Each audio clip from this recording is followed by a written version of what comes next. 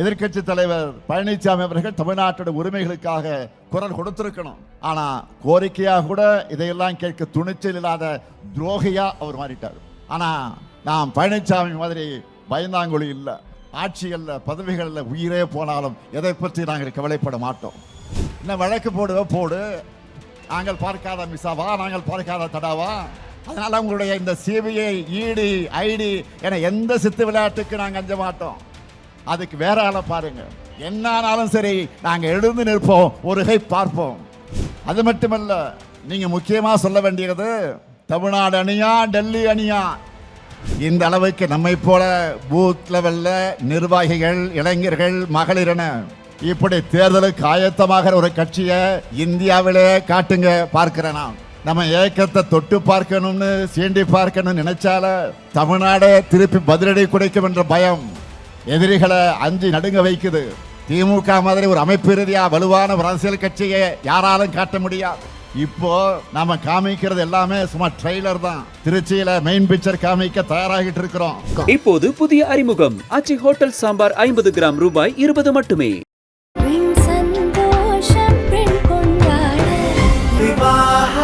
மணப்பெண்ணின் பிரத்யேகமான திருமணம் விவாஹா தி சென்னை சில்க்ஸ். என் வாக்குச்சாவடி வெற்றி வாக்குச்சாவடி என்ற மாநாட்டுக்கு அடித்தளமான BLA 2, BLC ஆகியோரை நியமிக்கக்கூடிய பணிகளை கடந்த நாடாளுமன்ற தேர்தலுக்கு முன்னாடியே நாம் தொடங்கிட்டோம். நாடாளுமன்ற தேர்தலின் போது தேர்தலுக்கான களப்பணியில முன்னாடி நிற்கிற BLA 2க்களுக்கான மாபெரும் பயிற்சிகளை, கூட்டங்களை மண்டல வாரியாக நானே சென்று நடத்தினேன். அதனால தான் நாடாளுமன்ற தேர்தலில் 40க்கு 40 என்று வெற்றி பெற்றோம். அதன் பிறகு கழகத்தில் புதிய உறுப்பினர்களை சேர்க்க ஓரணியில் தமிழ்நாடு எனும் மாபெரும் முன்னெடுப்பை தொடங்கி இந்தியாவில் வேற எந்த கட்சியும் செய்ய முடியாத வகையில் ஆப் மூலமா இங்கே வந்திருக்கக்கூடிய BDA உதவியோடு வீடு வீடாக போய் கிட்டத்தட்ட 1,10,00,000 குடும்பங்களையும் அதில் உறுப்பினர்களாக இணைச்சோம். அடுத்த பணி உடனே வந்தது, அதுதான் SIR. இந்தியா முழுக்க பல்வேறு மாநிலங்களில் வாக்காளர்கள் நீக்கப்பட்டாங்க. ஆனால் நம்ம தமிழ்நாட்டில் யாருடைய வாக்குகளும் நீக்க விடாம பம்பரமா உழைச்ச இயக்கம் நம்முடைய திராவிட முன்னேற்ற கழகம். இப்படி கேப்பே இல்லாம, இடைவெளியே இல்லை. அடுத்து உடனே தேர்தலுக்கு தயாராக BLA 2க்களோடு சேர்த்து BLC, BDAக்களையும் இப்போ சந்திச்சுக்கிட்டு இருக்கேன்.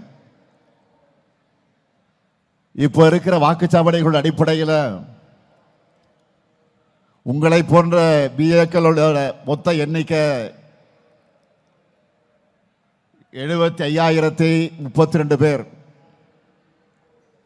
தமிழ்நாடு முழுக்க BLCக்கள் எவ்வளவு தெரியுமா? 5,50,000 பேர். BDAக்கள் எடுத்துக்கிட்டா 75,032 பேர். வர்ற தேர்தல் களத்தில் நம்ம வெற்றியை உறுதி செய்ய போறது இந்த 7 லட்சம் பேர் தான். அதனால வேறுகளை இன்றைக்கு பரவி இருக்கக்கூடிய உங்க எல்லாரையும் சந்திக்கணும்னு முடிவு செஞ்சேன். மண்டல வாரியான மாநாடுகளை நடத்த திட்டமிட்டு சென்னை மற்றும் சுற்றியுள்ள மாவட்டங்களுக்கான மாநாட்டை சென்னைக்கு அருகாமையில் இருக்கக்கூடிய மகாபலிபுரம் போகக்கூடிய வழியில் இருக்கக்கூடிய திருவிடந்தையில 1,56,000 பேரான நீங்க கலந்து கொண்டிருக்கிறீர்கள். அடுத்து மீதமுள்ள மேற்கு மண்டல மாநாடு 27ஆம் தேதி கோவையில் நடக்க இருக்கிறது. இது மட்டுமா? கடந்த 2 மாசத்துல மட்டும் எத்தனை மாநாடுகள்! திருவண்ணாமலையிலே 1,50,000 இளைஞர்கள் கலந்து கொண்ட இளைஞரணி வடக்கு மண்டல மாநாடு. திருப்பூர்ல 1,50,000 மகளிர் கலந்து கொண்ட வெல்லும் தமிழ் பெண்கள் மேற்கு மண்டல மாநாடு. விருதுநகர்ல 1,00,000 இளைஞர்கள் கலந்து கொண்ட இளைஞரணி தென்மண்டல மாநாடு. அடுத்து தஞ்சாவூர்ல 1,25,000 மகளிர் கலந்து கொண்ட வெல்லும் தமிழ் பெண்கள் டெல்டா மண்டல மாநாடு. இப்படி 2 மாசத்துல 7 மாநாடுகள் நடத்தி 9,30,000க்கும் அதிகமானவரை சந்திச்சு நான் பேசியிருக்கிறேன். அதனால நான் சவால் விட்டு சொல்றேன், இந்த அளவுக்கு நம்மை போல பூத் லெவல்ல நிர்வாகிகள், இளைஞர்கள், மகளிர் என இப்படி தேர்தலுக்கு ஆயத்தமாக ஒரு கட்சியை இந்தியாவிலே காட்டுங்க பார்க்கிறேன். நான் முடியாது, நிச்சயமாக முடியாது. ஏன்னா திராவிட முன்னேற்ற கழகம் மக்கள்கிட்ட இருந்து மக்களுக்காக உருவான இயக்கம். நாமெல்லாம் பெரியார், அண்ணா, கலைஞருடைய பிளட், ரத்தம். அதனாலதான் நம்ம இயக்கத்தை தொட்டு பார்க்கணும்னு, சீண்டி பார்க்கணும்னு நினைச்சால தமிழ்நாடே திருப்பி பதிலடி கொடுக்கும் என்ற பயம் எதிரிகளை அஞ்சி நடுங்க வைக்குது. திமுக மாதிரி ஒரு அமைப்பு ரீதியா வலுவான ஒரு அரசியல் கட்சியை யாராலும் காட்ட முடியாது. இப்போ நாம காமிக்கிறது எல்லாமே சும்மா ட்ரெய்லர் தான். இங்க நம்ம மாண்புமிகு நேரு வந்திருக்கிறார்.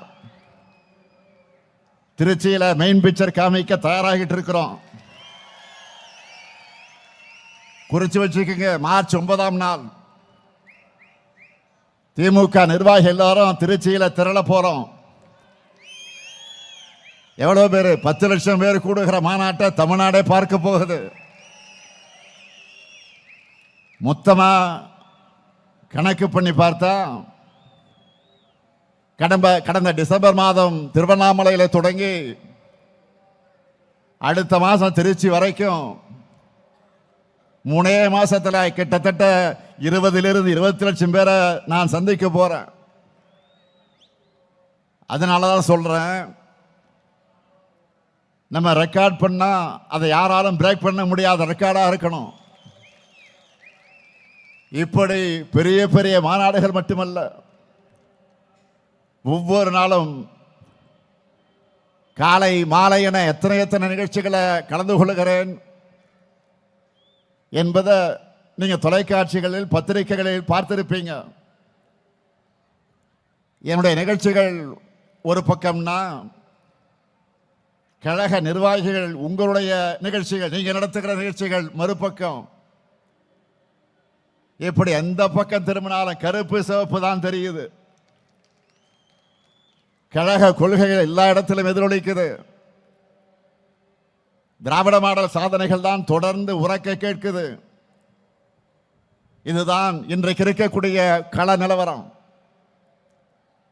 அதனாலதான் இங்கே கூடியிருக்கக்கூடிய உங்களுக்கெல்லாம் நான் சொல்றது,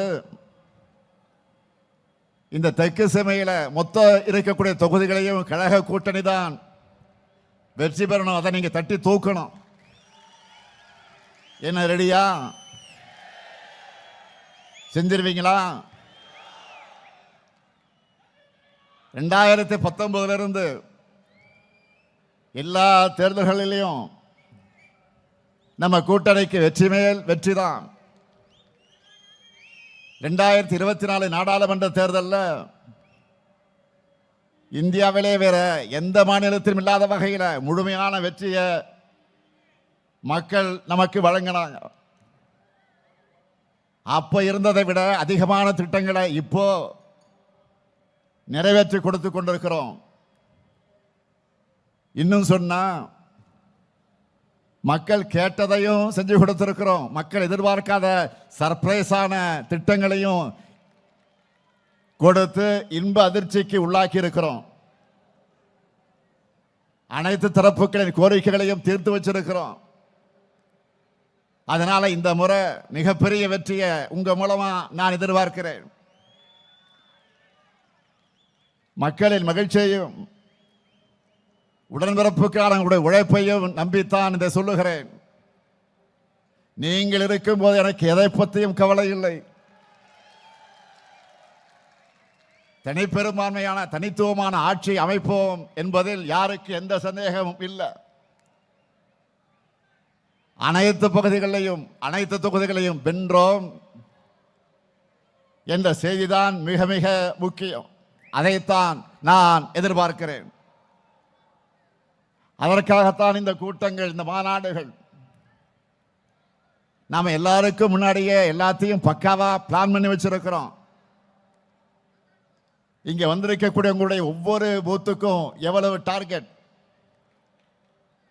350 வாக்குகள். இந்த டார்கெட்டை அச்சீவ் பண்ணிட்டால அசால்ட்டா 2,60,00,000 வாக்குகளுக்கு நாம் வாங்கிட முடியும். இந்த தேர்தலில் நாம 2,50,00,000 வாக்குகளுக்கு குறையாம வாங்கி ஆகணும். இதை வாங்கி காட்டுவது உங்க பொறுப்பு. உங்களுக்கு என்ன வேணுமோ அந்த உதவிகளை செஞ்சு தர்றது என்னுடைய பொறுப்பு.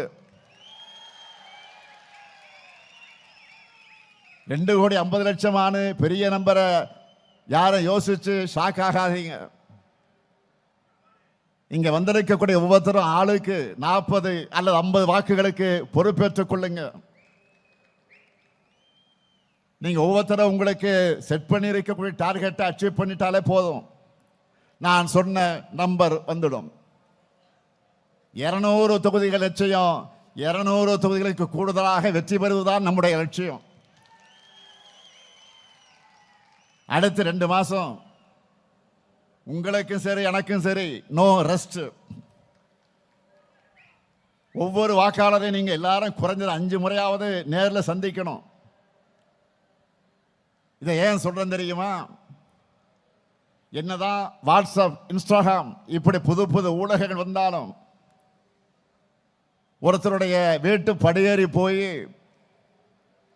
அவங்க கிட்ட கையெடுத்து கும்பிட்டு பணிவா வாக்கு கேட்கிற பிரச்சாரத்துக்கு எதுவுமே ஈடாகாது.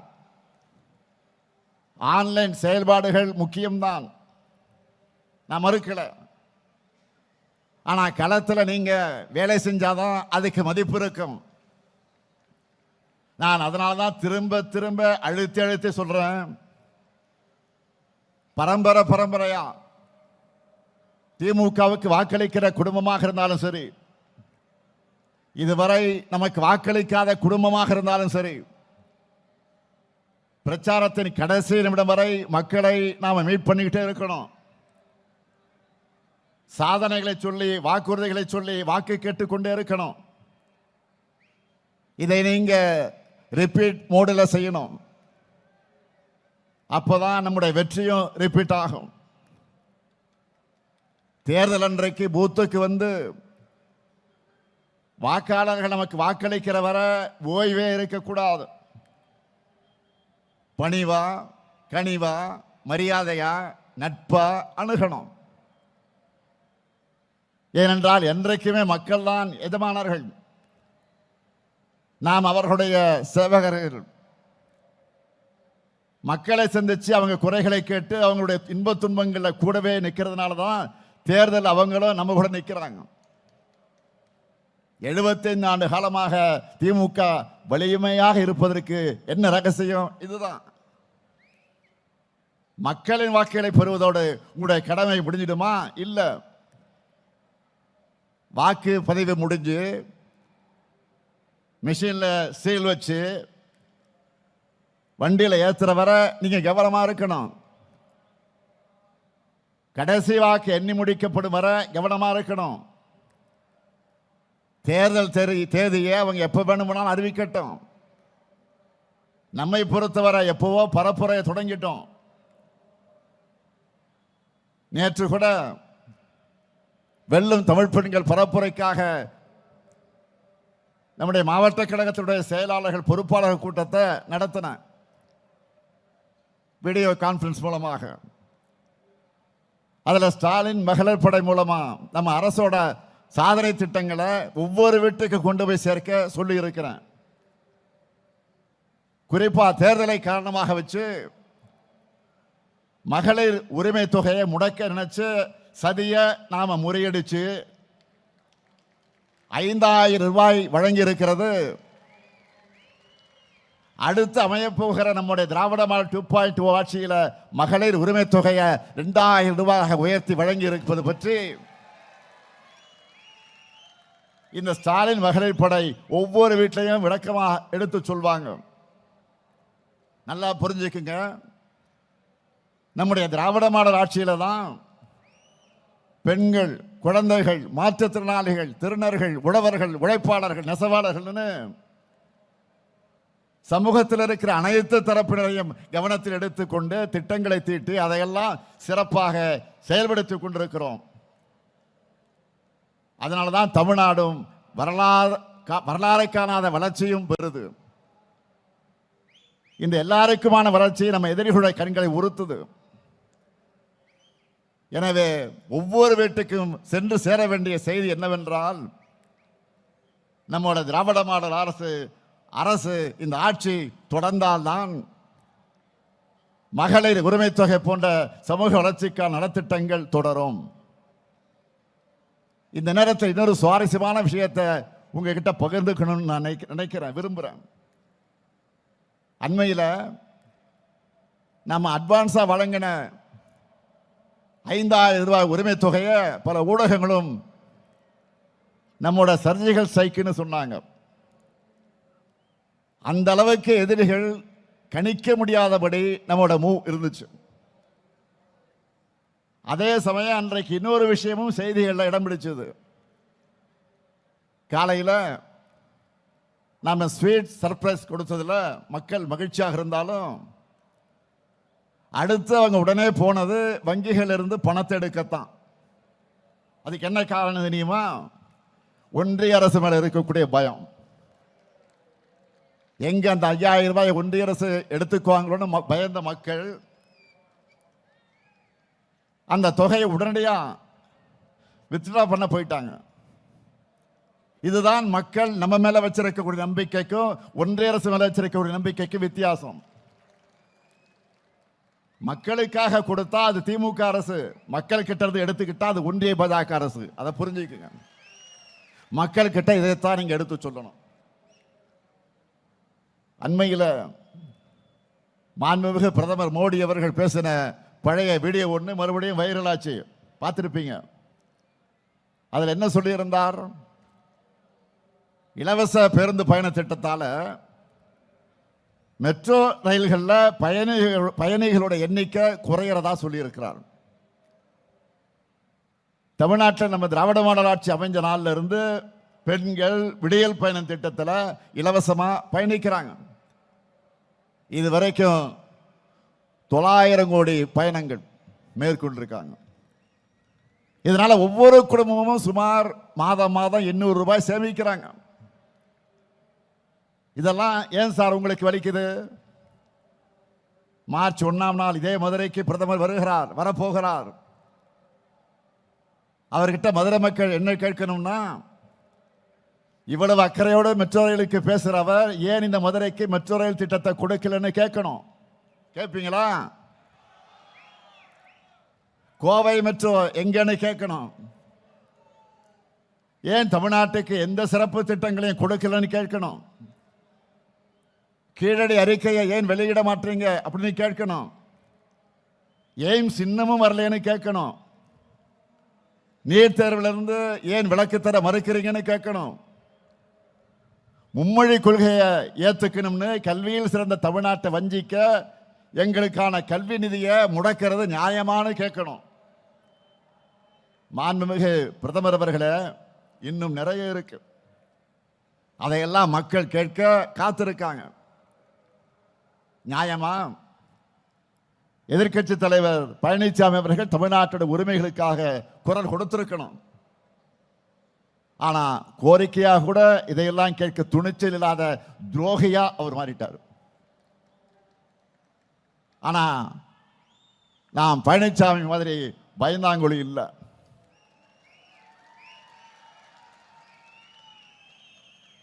ஆட்சிகள்ல பதவிகள்ல உயிரே போனாலும் எதை பற்றி நாங்கள் கவலைப்பட மாட்டோம்.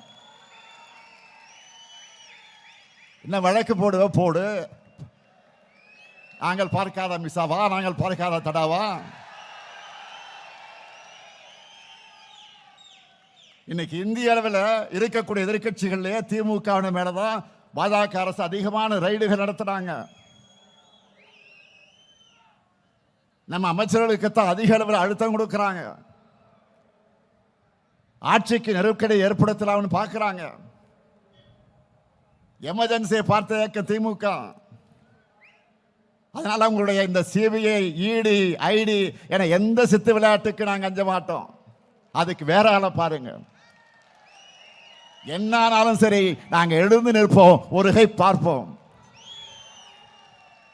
தமிழ்நாட்டுடைய உரிமைகளுக்காக இப்படி தைரியமான போராடுகிற காரணத்தால் தான் மக்கள் நம்ம கூட ஆதரவா இருக்காங்க. அதனாலதான் சந்திக்கிற எல்லா தேர்தலையும் நாம் ஜெயிச்சுக்கிட்டு இருக்கிறோம். இந்தியாவிலே எந்த மாநிலத்திலும் இல்லாத அளவுக்கு மக்களுக்கான திட்டங்களை நிறைவேற்றிக் கொண்டிருக்கிறோம். அதைத்தான் உங்களுக்கு புத்தகமாகவே போட்டு கொடுத்திருக்கிறோம். ஒவ்வொரு திட்டமும், ஒவ்வொரு குடும்பத்தையும், ஒவ்வொரு திட்டம், ஏதாவது ஒரு திட்டமாவது ஒவ்வொரு குடும்பத்தில் போய் சேர்ந்திருக்கு. 2 நாட்களுக்கு முன்பு நிதியமைச்சர் தங்கம் தென்னரசு அவர்கள், 2 நாள் நேற்றைக்கு தான் சட்டமன்றத்தில் நிதி நிலைமையின் பதிலுரையில் நம்ம திட்டங்களை பற்றி எல்லாம் ஒரு 1/2 மணி நேரம் சட்டமன்றத்தில் மிக அழகாக பேசினார், ஆணித்தரமாக பேசினார். தேர்தல் பணிகளை பொறுத்த வரைக்கும் எல்லா வகையிலும் நாம தான் முன்னணியில் இருக்கோம். கூட்டணியில் புதுசா கட்சிகள் எல்லாம் இணைகிறாங்க. தொகுதி பங்கீடு பற்றி பேச்சுவார்த்தை நடத்த குழு அமைச்சாச்சு. தேர்தல் பரப்புரையும் எல்லாருக்கும் முன்னாடி நாமே தொடங்கிட்டோம். எந்த தொகுதி யாருக்கு, வேட்பாளர் யார், இதை தலைமை கழகம் பார்த்துக்கும். இன்னும் சொல்ற, நான் கவனிச்சுக்கிறேன். அறிவிக்கிற வேட்பாளர்கள் வெற்றி பெற வைப்பது உங்கள் கடமை. நம்ம கட்சி வேட்பாளர்கள் மட்டும் இல்ல, நம்முடைய கொள்கை உறவாக பயணிக்கிற கூட்டணி கட்சியின் வேட்பாளர்களையும் பெரிய வித்தியாசத்தில் வெற்றி பெற வைக்க உழைக்கணும். களத்தில் நம்ம ஆட்களுடைய உழைப்பை பார்த்து அவங்களை விதைக்கணும். அந்த கடமையை நீங்க நிச்சயமாக நிறைவேற்றுவீங்கன்னு நான் நம்புறேன். தமிழ்நாடு அணியா, டெல்லி அணியா என்ற கேள்வியை மக்கள் முன் எழுப்புங்க. தமிழ்நாடு அணியா, டெல்லி அணியா? தமிழ்நாடு அணியா, டெல்லி அணியா? தமிழ்நாடு ஜெயிக்கணும்னா திராவிட முன்னேற்ற கழகம் ஜெயிக்கணும். மதச்சார்பற்ற நம்முடைய முற்போக்கு கூட்டணி ஜெயிக்கணும். அடிமை அதிமுகவும் தமிழக பாஜகவும் அனைத்து தொகுதிகளிலும் டெபாசிட் இழக்கணும். உங்க முத்துவேல் கருணாநிதி ஸ்டாலின் மீண்டும் முதலமைச்சரா பொறுப்பை ஏற்கணும். தமிழ்நாடு எல்லா துறையிலும் தொடர்ந்து நம்பர் 1 இருக்கணும். இது நான் தர்ற வாக்குறுதி. இப்படி நீங்க நம்பிக்கையோட கெத்தா மக்கள் கிட்ட சொல்லுங்க. அது மட்டுமல்ல, நீங்க முக்கியமா சொல்ல வேண்டியது தமிழ்நாடு அணியா, டெல்லி அணியா என்ற இந்த போர்ல தமிழ்நாடு வெல்வோம் என்று ஒன்றாக, இந்திய திணிப்பை எதிர்க்க வெல்வோம் ஒன்றாக, மாநில சுயாட்சியை நிலைநாட்டிட வெல்வோம் ஒன்றாக, மக்கள் நல திட்டங்களை தொடர்ந்திட வெல்வோம் ஒன்றாக. தமிழ்நாடு எப்பொழுதும் அமைதியான மாநிலமாக இருக்க வெல்வோம் ஒன்றாக. தமிழ்நாட்டை வளர்ச்சி பயணம் தொடர வெல்வோம் ஒன்றாக. எல்லாருக்கும் எல்லாம் கிடைக்க வெல்வோம் ஒன்றாக. தமிழர் சுயமரியாதை காத்திட வெல்வோம் ஒன்றாக. தமிழ்நாடு தலைகுனியாது என்று காட்டிட வெல்வோம் ஒன்றாக.